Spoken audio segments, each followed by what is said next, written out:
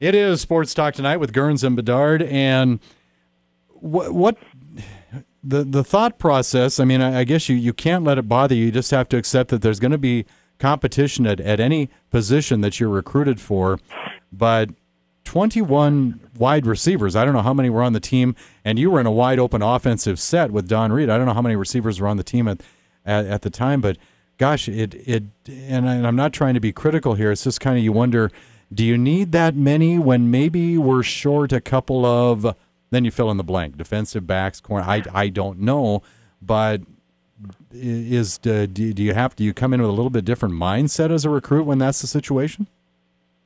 Well, Denny, and just kind of thinking back to my days, if in a regular program you have 5 classes, including your redshirt class, and just thinking off the top of my head, I bet you we had probably 20 wide receivers. Wow. On the team, okay. Give or take on any given year, and it's funny.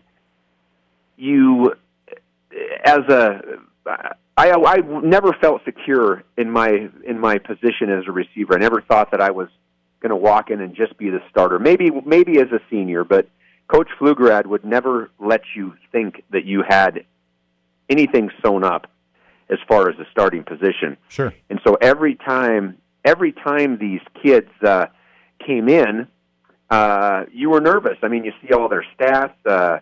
I remember when I was, I want to say a freshman, this kid named Guy Atkins, who played in Billings. He was 6'5", 200 pounds, caught like 80 balls, a gob of touchdowns, and you're thinking, oh man, how am I going to beat this guy out? Yeah. Well, he comes in at about 240 pounds, and before you know it, he was a tackle. Got a little too beefy. Well, and I guess the point I'm trying to make is, and we'll kind of harken back to the junior college guys too. I've seen guys who have caught 80 balls, 1,500 yards, 20 touchdowns, and they come to the University of Montana and they can't catch cold. All they do is run down the field and catch fade routes, but if they're asked to go across the middle or run routes against an intricate defense, they can't get it done. So, Malik Flowers, 4'3", 40, 6'2", sounds great, and I hope that he is, but you never know what you're going to get until they actually get here and they start playing. You don't know how big his heart is. He could have been the star in his team for the last 5 years, and you come here and now you're just thrown into the mix, and you're just one of 21 guys, and maybe you're not being shown the love, and you get disgruntled, and then you leave. I mean, there are 1,000 reasons why somebody's not going to make it at the college level, and I guess when you have 21 receivers, you're hoping that half of them are going to turn out to what you think they're going to turn out, and that could be said for any position across the line. Well, and that's a pretty mature mindset. But do you have that when you're an 18-year-old kid coming out of high school? I mean, you just can't let it psych you out, right? I mean, one of the comments he made is one of the reasons that he chose Montana over Colorado State and Cincinnati and any other schools that might have been in the mix there is because he really felt like the coaching staff listened to what he had to say, his input and what mattered to him. And I don't mean that he came in here and went, well, we're going to throw it long to me every other play, right? He didn't come in with that kind of an attitude, but he just seems like a real mature, got a lot of leadership qualities according to his head high school coach. And I guess that's the mindset that you've got to have as an incoming freshman when all of these other guys are there, and most of them they've at least had their red shirts. Some of them have game time experience, so they're ahead of the curve on you. Well, they are, and I guess my mind frame. I know when I came in as a freshman, I wasn't ready to play. I needed to redshirt, and that was my mentality. But I guess the only thing that a kid can ask for, and Bob Stitt would tell you the same thing. Bob Stitt's going to ask you to bust your butt, do good in the classroom, be a good person, and if you can do all those things and you perform, it'll take care of itself. Mm-hmm. if you don't want to work hard and you don't want to be a part of the team and you want to do your own thing, you know what? Then you probably shouldn't be here. And I'll guarantee you that Bob Stitt asked those 100 questions or whatever and I don't know what the questions are, but I guarantee you some of them are about teamwork and being a good teammate and doing what you're asked to do and putting in the time. And I mean, Bob doesn't mess around. If you're not gonna work at it, then you're not gonna be here. And I, for one, am completely fine with that. Gurns, we got to get our hands on that questionnaire. There's a show right there. There's a Sports Talk Tonight. I ask the questions, you answer them like you're an incoming recruit. You know what? I tell you what, inquiring minds want to know. I know, but I'd be real surprised if he'd be willing to just hand them over to you. But worth a shot, don't you think?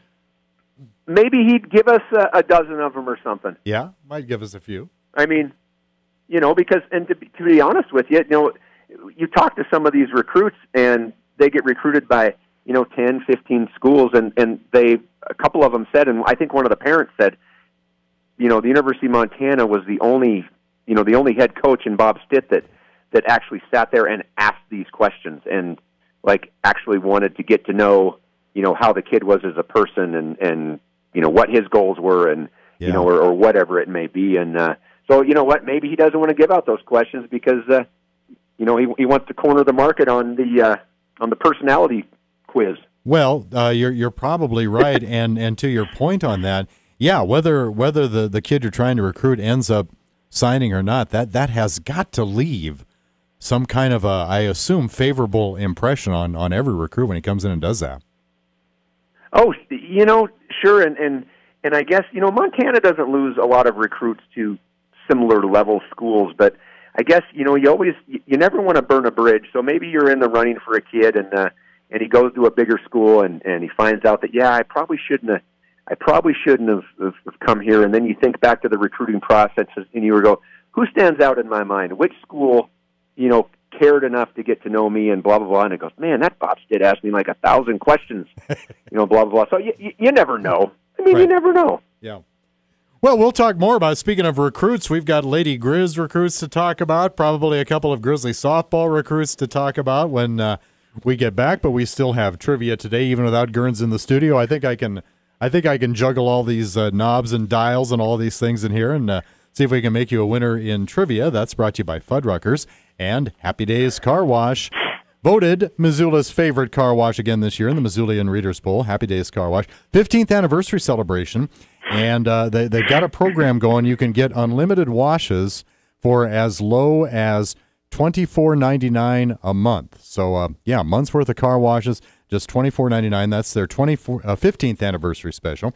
Ask them about that when you drop into Happy Days. They're on Brooks between Pizza Hut and Fairbridge Inn and Suites. And also a $10, that's a Works gift card. We got the Works gift card from Happy Days for you, for our trivia winner, and a $10 gift certificate to Fuddruckers. Whatever you order off that phenomenal menu at Fuddruckers, you tell them how you want it cooked, they go to work on it, they call your name, you come and get it, and then you pile on the toppings personally. And speaking of piling on, don't miss their slider tour. The all-you-can-eat slider tour is every Sunday evening from 6 to 9. It's only $15. You can sample all the Fuddruckers sliders featuring all their special toppings.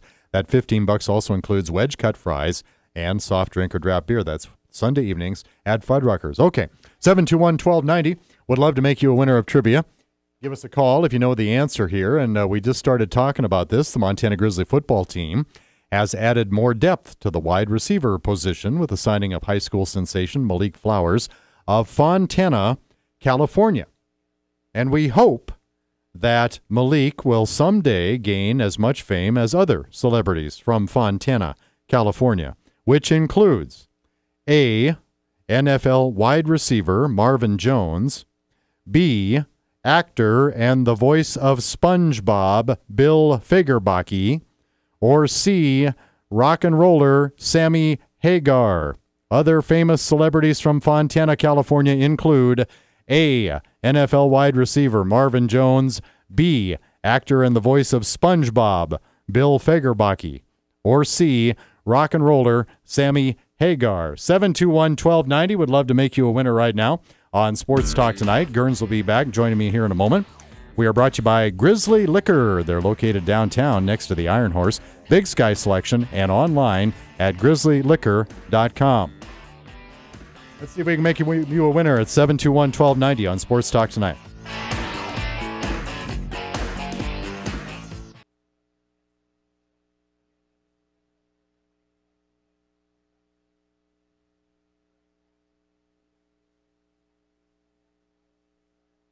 Now back to Missoula's Sports Talk Tonight on KGVO. Missoula Sports. Every second of every day.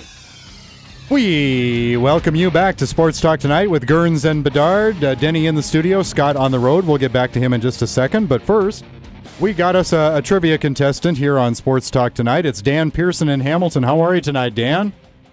I'm doing good. How are you? Doing just fine. Thank you very much for finding Sports Talk Tonight. We always appreciate that. And we always forget to tell people, remind people, too, in the Bedard, you can also catch Sports Talk Tonight on 1240 KLYQ, right? Okay, Dan. Montana Grizzly football team added more depth at wide receiver. Got the signing of the high school phenom Malik Flowers out of Fontana, California. Hope Malik will someday gain as much fame as other celebrities from Fontana. That would include A, NFL wide receiver Marvin Jones, B, actor and the voice of SpongeBob, Bill Fagerbakke, or C, rock and roller Sammy Hagar. What do you think, Dan? Gonna go with A, Marvin Jones. Yeah, you can go with A, Marvin Jones. You could also go with B, Bill Fagerbakke, or you could go with C, rock and roller Sammy Hagar. You picked a good night to play Sports Talk Tonight, Dan, because there was no losing answer tonight. Well, that's awesome. You could not miss. All of the above claim ties to Fontana, which I think they said it grew over 50% to about 203,000 when they incorporated some of the outlying areas of Los Angeles into Fontana. So that's a little background on Fontana, California, where our new recruit Malik Flowers is from. Hey, Dan, we really appreciate you listening to Sports Talk Tonight, and I will get your Happy Days Car Wash gift card and Fuddruckers certificate mailed off to you, all right? All right, thanks a lot. Thank you. That's Dan Pearson from Hamilton, our latest winner, Gurns. Well, you know, when you gave the choices for that trivia contest, I was thinking to myself, okay, how in the hell are you coming up with these other names? Because they were very random. You know, well, SpongeBob? Yeah, well, I was trying to find a diversified threesome. You know, there weren't a lot of big famous name people from Fontana that I could find, so I wanted to go with three names I thought would at least have, you know, some validity to them. I say, well, Marvin Jones, that works. Sammy Hagar, that works. And while Bill Fagerbakke might not work, SpongeBob did. So that's why we went with those are three of Fontana's favorite citizens right there. You are truly a talented guy, Denny. Trivia is that should be your middle name. Denny Trivia Bedard. I should write for Jeopardy, don't you think? They pay people lots of money to write clues to Jeopardy. Hey, Denny, you know what? And I don't know if you've talked about this last week when I wasn't there or whatever, but speaking of trivia, we have to give a shout out and a fond farewell to Chris Walter-Skirschen. Of the Missoulian. Everybody in town that knows anything about sports should know that name and how. Have we talked about this on the show yet? You know, Denny? and now I feel bad that we haven't, but I guess it's in part because you have not been able to be in studio the last couple shows, and this happened a few weeks back, and we had not done that, so I'm so glad you brought it up. So, yeah, we would be remiss if we didn't, albeit kind of late, and my apologies for that, but yeah, I'm glad you brought that up, and no, we haven't really had a chance to, you know, throw a few props Chris's way. The guy couldn't see, you know, he couldn't even hardly get around, but I tell you what, he came up with some of the coolest, most obscure, he had a little trivia spot in the sports section, and every time you read it, you walked away going, oh, man, that's cool. I never knew that. Well, and the way he did it, Gurns, is it seemed like he would go, you know, you think my trivia gets a little long sometimes. Chris, he would go from point A to point B and use every letter in the alphabet before he got, you know, before he kind of got to the point of the trivia point he was trying to make. Oh, yeah. And that was part of the entertainment to it. Yeah, so R.I.P. Chris Walter Skirschen, and will never be forgotten if you're a sports fan in the city of Missoula, or for that matter, the state of Montana. I don't know how you got to know him, and I couldn't even tell you. Well, I guess probably since either the late 90s when I started working Lady Grizz games, or the early O's when I started working the men's basketball games. But that's how I actually got to know Chris a little bit, because he would sit, I'm doing public address work, and Chris would sit at the scorer's table, a couple chairs down, and I'm not even sure what system they use now, but this was back when ESPN would call every single arena when there was a game going on. I mean, they'd actually just use a landline and call every single arena while the games were going on every few minutes, so they had to delegate somebody to pick up that phone and say, okay, it's Montana 17, Idaho State 14, with 9 minutes to go in the first half, and that's what that was one of Chris's jobs over there. He'd man that telephone, and so we just kind of got to know each other that way a little bit. Bench scorers table mates. Well, I took a picture, Denny. I was in a hotel up at Grand Teton National Park, and I found a bank of payphones. With little tiny booths, that you. And I'm like, I had to take a picture. I was like, what are these? But did you try one? Did they actually work? That's what you got to find out. I hope they worked, because they were taking up space, and that space in these places is pretty valuable, let me tell you. Yeah, I can just imagine. Well, let's get back to. Go ahead, Garth. Finish your thought there. No, you go, Denny. I can't see you, so I don't know when you're going to talk. Yeah, we can't use our hand signals. I just didn't know if you had any more Chris Walter Skirschen memories, but guy will be sorely missed. He was a fun guy to be around. Huge Grizz fan, like I said. R.I.P. Chris Walter Skirschen, and we'll never forget you. Yep. Let's get back on the recruiting trail. We talked about the latest signee for the University of Montana football team. Couple of interesting signees for University of Montana Lady Grizz basketball. Did you ever play for your dad in anything, Gurns? You know what? My dad was a soccer coach for me for a couple years, and a Little League coach a couple years in basketball, but we're talking about, third, fourth, fifth grade. Yeah. When I was little, and then he figured that I had quit listening to him. No, my dad, he coached us all when we were little, but once you get to the junior high age, he figured he could put us into the hands of the other coaches. Yeah. But, probably a couple of huge. Yeah, probably a little bit different at the college level, isn't it? Oh, I would say, but I tell you what, the Lady Grizz, Shannon Kate, and I don't want to say she pulled off a coup. This is not one of my steal of the weeks, because this kind of just makes sense. Yeah. But her daughter Jordan Schwain and Jordan's teammate Kylie Froelich, whose mother Colleen Jantz played volleyball here at the University of Montana. Both of these gals are about 5'11". Mm-hmm. Can play inside and outside, and just Kylie's more of an inside, but Jordan can bounce all around, and two of the better players in the state, and it's nice because you want to own Montana. Montana Grizzly football owns the state of Montana in recruiting. Basketball usually owns it, and the Lady Grizz probably more dominant than the other two at getting the top players in the state, and these two are going to be they are two of the best players in the state already, and they're both tall, they're versatile, and I guess they know what to expect from head coach Shannon Schwain. Well, they do, and they've got another year to develop in high school yet too. So they could get a little bit taller, they could get that much better, and that's an interesting thing about recruiting, and I wonder how this came into play. Do you suppose I can't imagine that the University of Montana was the only school that was kind of interested in these two kids. So one of the kids' mom gets the head coaching job at the University of Montana. Do other schools do they back off a little bit, or they just figure, well, we're probably not in the running, or no, we still got to give it a shot? I wonder what the thought process is there.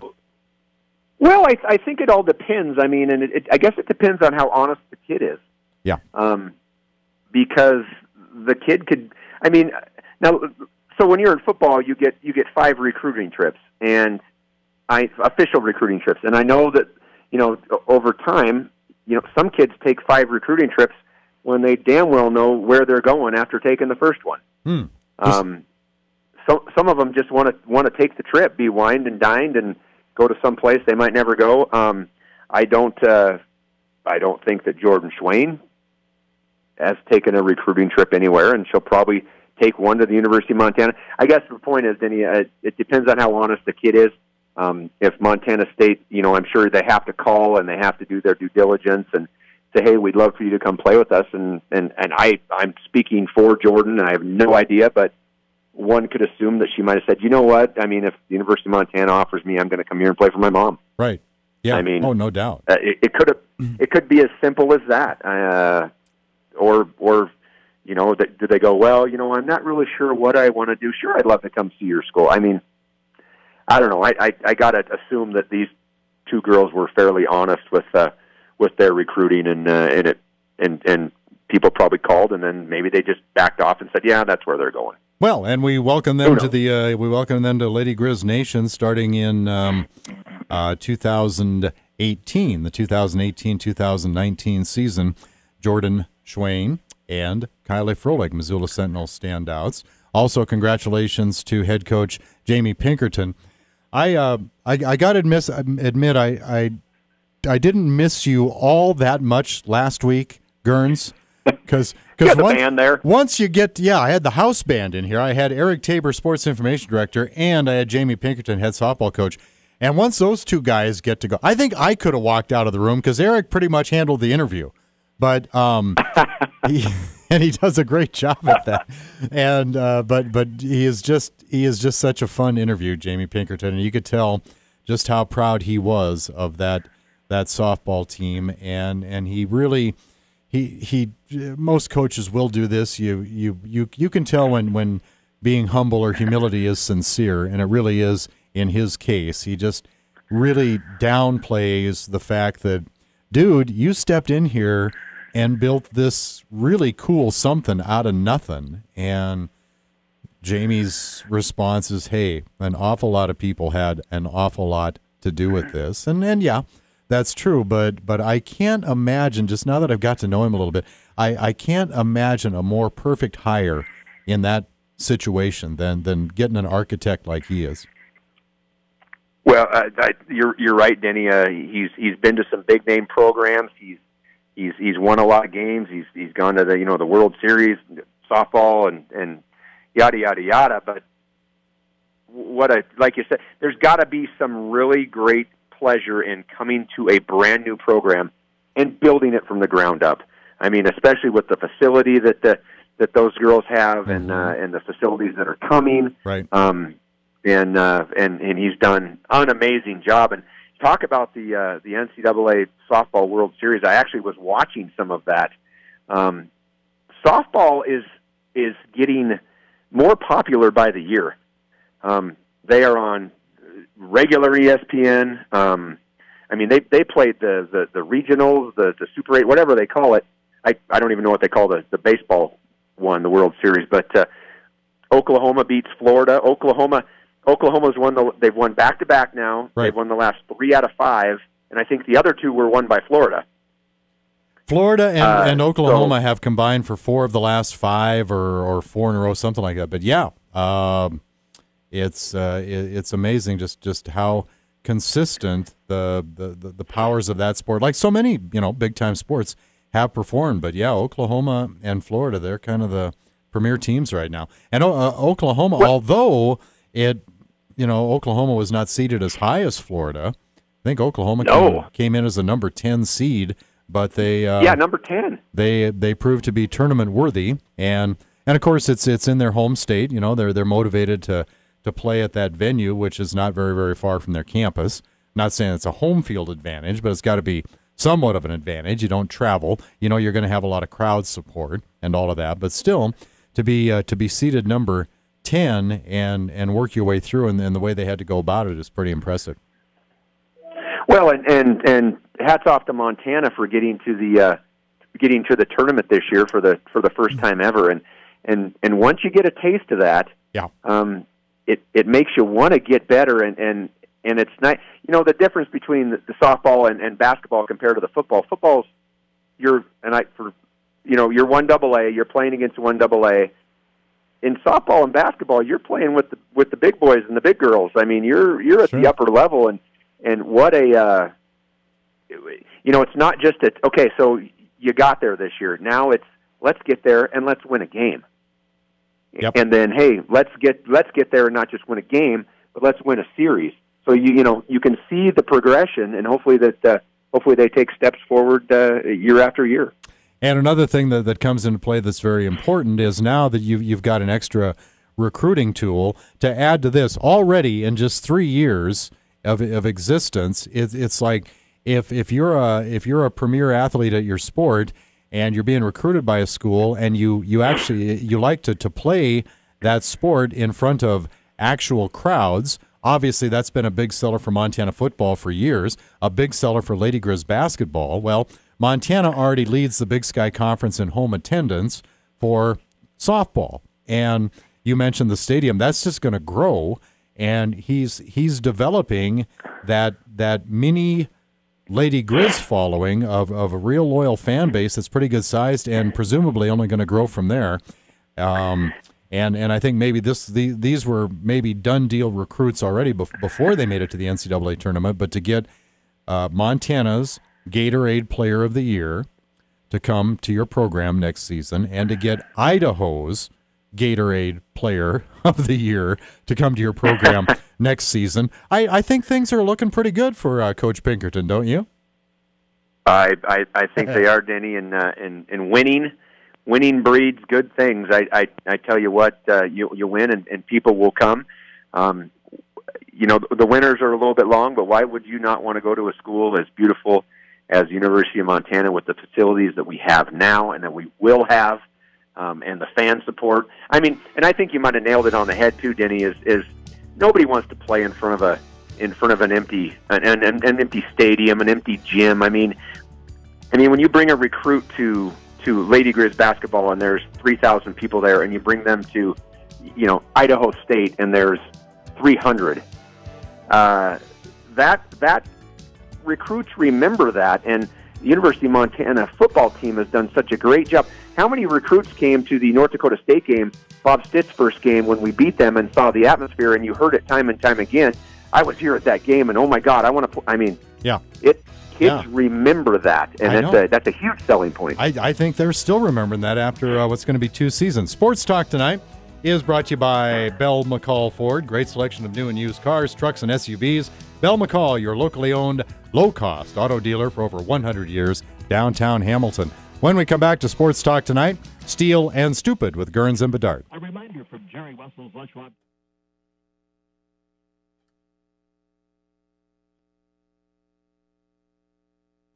Sports Talk tonight, live from the KGVO studio. Missoula Sports.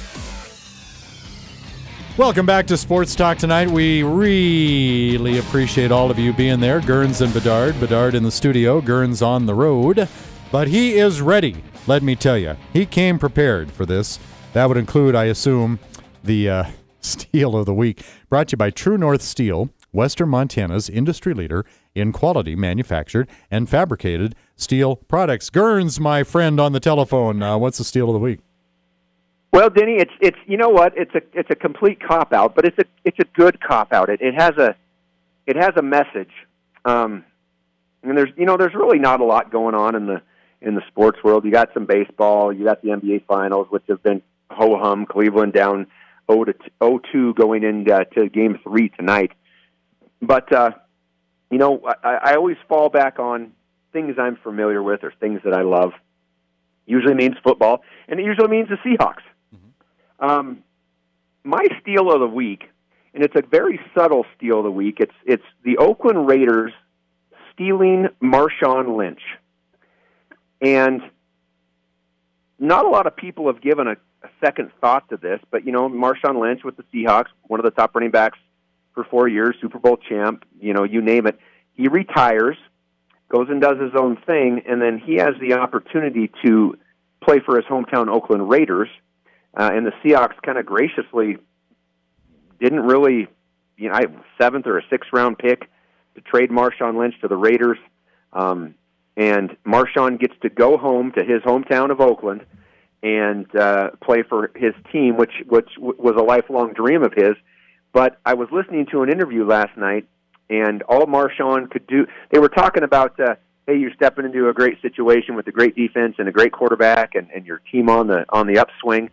And all he could talk about was how he wants to be someone coming back to his community and be a role model for the kids in his community, just to show them what you can do with hard work and perseverance and overcoming obstacles. And after the interview, I was listening to the announcer, and they're like, Marshawn Lynch, nobody's ever mad at him. Even when he wasn't talking, and when he does talk, he doesn't say a whole heck of a lot. Right. And nobody really made a boo about the Seahawks losing him, going to the Raiders. But I just thought it was really, the Raiders subtly stole Marshawn Lynch. And not that he's going to light the world on fire. He might have a couple productive years, but his thing is to represent his community and be a role model for those kids. And I thought that was just great. You're right about that. He, in spite of some of the quirky, goofy stuff that he did, he does sort of have that, cartoon character, lovable mascot persona about him, doesn't he? Oh, he does, and I'm listening to this interview, and the first one that he gave a while back, he didn't drop a single cuss word. This one, he dropped the F-bomb, he dropped the poop bomb, whatever, and then he was talking about growing up as a kid, and he goes, I was running through the alleys, and I was that same kid that was pissing in the alleys, and I'm sitting there, and then they said, Marshawn can say whatever he wants, and nobody's even offended or gets mad at him. Exactly. He's just that. He's that likable.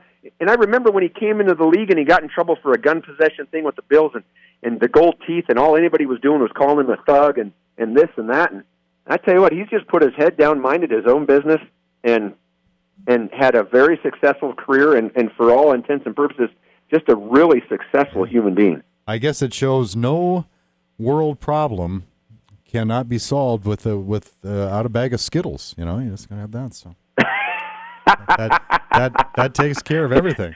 That's Gurnsey Steel of the Week, brought to you by True North Steel. Hey, Bell McCall Ford and Granite Pharmacy, two of our sponsors. Granite Pharmacy is locally owned and operated.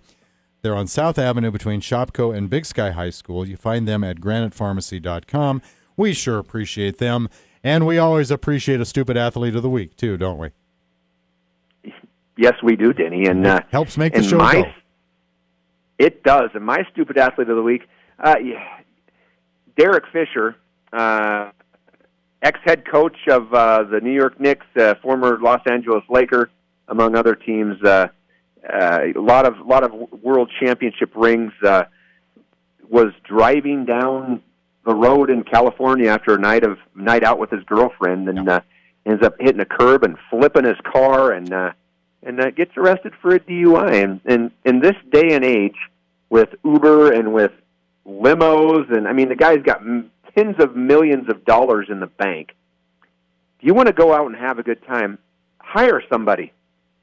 Hire somebody to drive you, because it's not worth it to the other people on the road. It's not worth it to your career. It's just not frickin' worth it. I mean, let's be real. These athletes with all this money still making stupid decisions, and Derek Fisher, my stupid athlete / coach of the week. Yeah, I guess he said to Tiger Woods, "Hold my beer" or something. I don't know, but there's another example. Yeah, there's another example of what you're talking about from a few weeks ago or a couple weeks ago. Well, kind of. We don't know the whole. Now, that wasn't a drinking issue with Tiger Woods. There's no alcohol in his system when he was found falling asleep at the wheel of his car. Strange. But prescription drugs, or said it was some pain medicine or whatever the heck it was. I don't think we know the true outcome of that yet, although there was no drinking involved in the Tiger Woods episode. Good. All right. But Derek Fisher, not so much, which probably leads us to maybe chitty-chat a little bit about the NBA Finals when we come back for our final segment of Sports Talk Tonight. That's brought to you in part by Jerry Wessel's Tire Center, locally owned Les Schwab Tire Center, providing the best tire value promise. Visit them online at jerrywesselstirecenter.com. And we will be back with more Sports Talk Tonight. Gurnsey and Bedard on KGVO, AM 1290, FM 98.3, and online worldwide at newstalk.kgvo.com. When you think of a... Now back to Missoula's Sports Talk Tonight on KGVO. Missoula Sports. Every second of every day. Sports Talk Tonight is brought to you in part by your home for free Centennial checking. Who's that? First Montana Bank, of course. Plus unlimited cash back every time you use your debit card. You'll find them online at firstmontanabank.com. And also Western Montana's source for Cenex fuel, feed, fertilizer, clothing, and tack for over 75 years. CHS Mountain West Co-op. They also help bring us our weekly guests, who happens to be the host of the show, playing the part of our weekly guest, Scott Gurnsey, who's on the road. I'm in here running the studio stuff, and Gurns on the road. What do you got for our final segment, Gurns? Oh, geez, Denny. Well, big golf tournament this weekend, the U.S. Open in Erin Hills, Wisconsin. Should be a fabulous golf tournament. I'm rooting for Ricky Fowler to win his first major. My wife thinks he's pretty cute, but I love the wild colors and the bright pants, and he just seems like such a good kid. He kind of looks like a little Leonardo DiCaprio-ish to me, but I'm excited to see if he can win his first major. It's interesting. If you're a golf pro, if you don't win for a while, if you win, you get these automatic exemptions, or if you're ranked high enough, you're automatically in these tournaments. But inevitably, there's always stuff that there's always spots open, and you have to qualify. And some of the qualifiers are pretty big names. Stuart Sink, Keegan Bradley, Steve Stricker, Daniel Chopra, guys that you've heard of on the PGA Tour for years and years and years. And now they have to go out and qualify and play some good rounds just to get in. And I was another guy that qualified, named Nick Flanagan. He's an Australian. This is his second U.S. Open in a row, though. Last year he caddied, and this year he's a player. So I found that kind of interesting. Yeah, you got to be kind of a sentimental favorite. It's funny when you were talking about his shall we say, colorful wardrobe. You know who immediately popped into my head when you said that was the late Payne Stewart. Oh, sure, with the crazy socks and the knickers and all. Yep, and he always had the hat on. Yep. Added a little flair to things. Yep. Another little tidbit, we were talking about the NBA Finals a minute ago. Cleveland down 2-0. They're playing tonight in Cleveland. Interesting fact, if this is a sweep, because right now it's supposed to be 2 games in Golden State, 2 games in Cleveland, then Golden State, Cleveland, Golden State. If Golden State sweeps and they do not have games 5 and 7 at home, they will lose, it's estimated, $22 million. Wow. By not having the 5th and the 7th game, on their home court.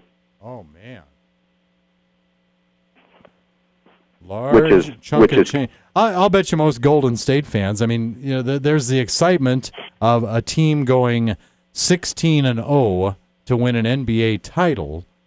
There's also the fans are going, well, it wouldn't be bad if they lost one of them, because then they could come home and win it on their home court.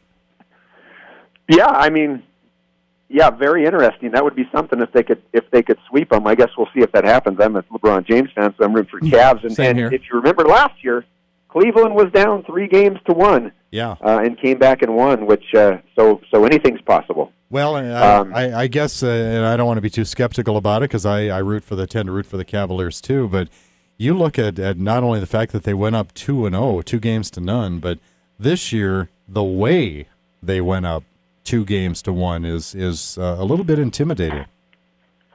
Yeah, they and it reminds me of last year too, because they were on fire against the Cavaliers, but they really took care of business, and and you're thinking to yourself, is Kevin Durant the thing that the guy that's going to get them over the hump? I guess we'll see. But like I said, go Cavs.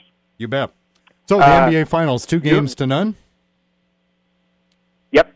In favor of Golden State. Game 3 tonight, Cleveland, and Game 4 in Cleveland.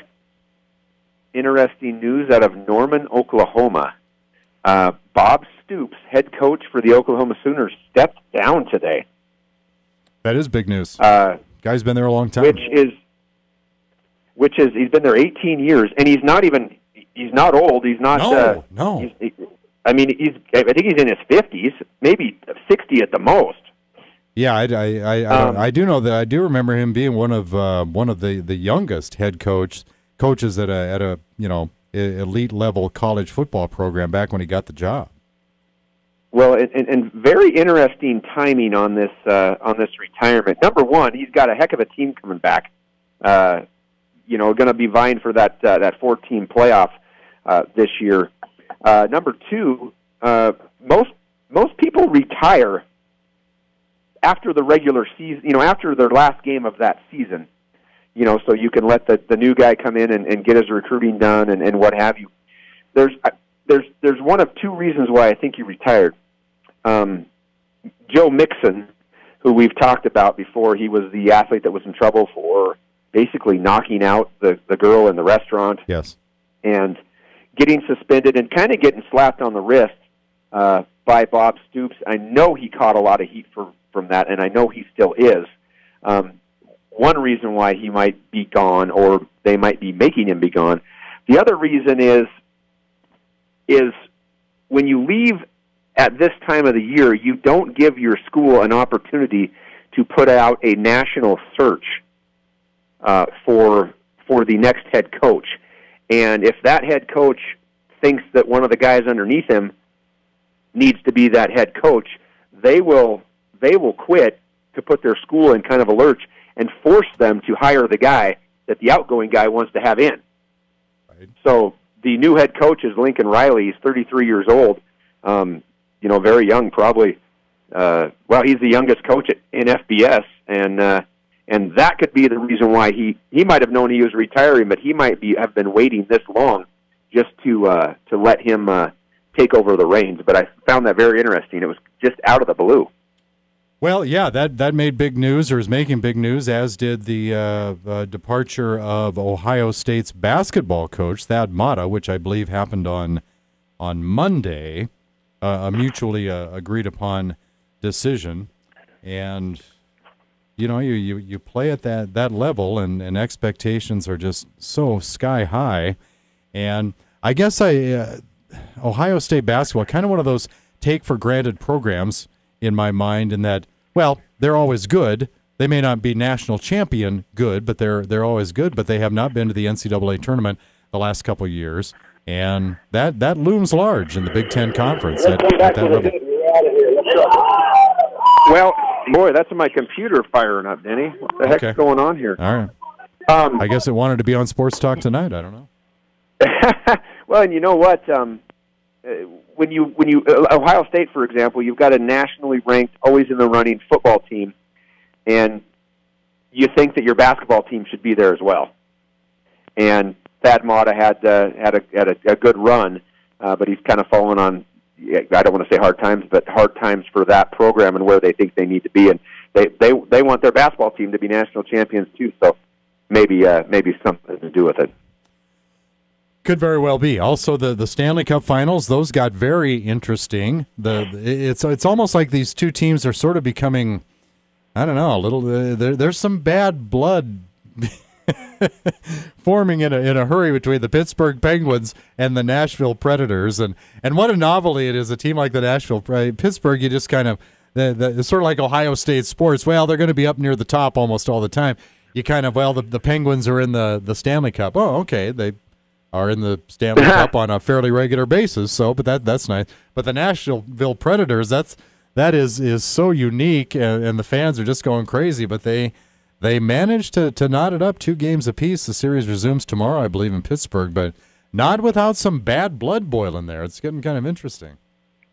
Yeah, I saw some articles. Looks like they're getting pretty chippy, and that makes for good hockey television. Yeah. Oh, Like go ahead. Like the Hanson brothers from Slapshot. Oh, in our final minute here, Gurns, I have some other exciting news for you. You know, as you recall, we had Jeff Griffin, Vice President and General Manager of the Missoula Osprey baseball team, in here on Sports Talk Tonight a few weeks ago. And we have finally settled on a date, Gurns, that I get to throw out the first pitch. So, Oh, do tell! yeah, last Saturday in July. You'll have to come. Oh, boy. Well, somebody's got to heckle you. Yeah. He told me, Jeff, in an email, said, I assume you're bringing the heat. And I said, well, it depends on the count. I may go knuckler. We'll see. But, yeah. Hey, I've been Denny, half-heartedly teasing him about that for about 5 years now. And we finally get that done. So, excited about Denny, you pitch it, I'll catch it. All right, you can be the designated catcher. We'll do that. Gurns, great talking to you. I guess we'll do it this way again next week, and you have a week to prep now, all right? Denny, I'm on it, and I will hopefully see you shortly.